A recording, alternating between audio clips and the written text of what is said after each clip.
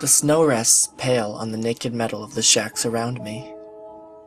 The pastel paint stripped away in ugly patches.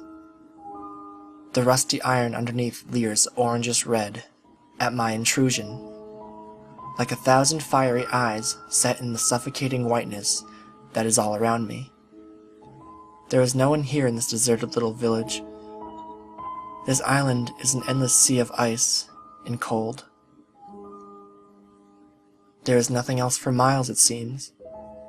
I am all alone here. All I can do is wait for the ceaseless wind to dismantle me, to chip away at me until the red rust underneath my painted facade is all exposed, and I become as silent as the town around me. I press myself up against the side of a shack to get out of the wind, whose shrieks and murmurs fade ever so slightly as I hide. I slowly ease myself onto the porcelain white ground and draw my knees to my chest to protect the waning heat in my core from the lashes of the cold. Daniel. No louder than a whisper. I'm sure I've imagined it. My name called from across the village, sounding as if it was shouted.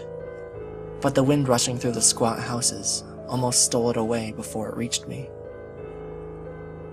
I stumble to my feet, heaving my body upwards and craning my head towards the voice. I take a few steps towards it. The ice and snow forces deliberate and careless steps, taunting me who has no energy for such things.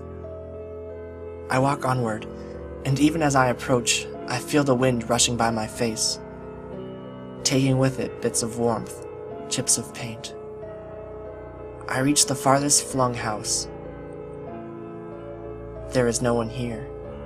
Everything is silent and still, besides the shuddering of my shoulders, as the cold lifts the warmth from them in sheets.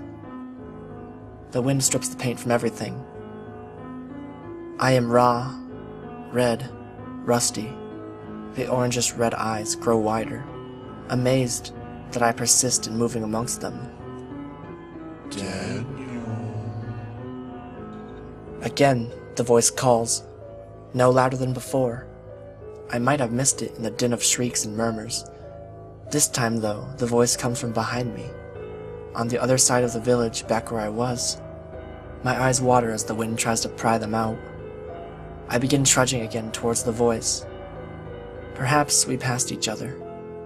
Perhaps whoever's out there is pursuing me just as I pursue them, and as the wind pursues us both. I march in loose, fumbling steps towards the voice. Back through the town. Back through the red eyes. I fall once or twice, and it feels so good to rest that I might just fall asleep there. I rise each time, however. The voice draws me onward. I reach the other end of the village, looking out into the stormy sea of ice on all sides of this little island of paint and bleary red eyes. There is no one here but me. Daniel. The voice calls once again, with muffled insistence, no closer than ever.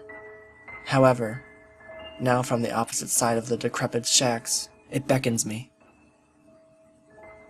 I turn to it, but I can't face those eyes again, and I'm so cold. It feels so good to rest.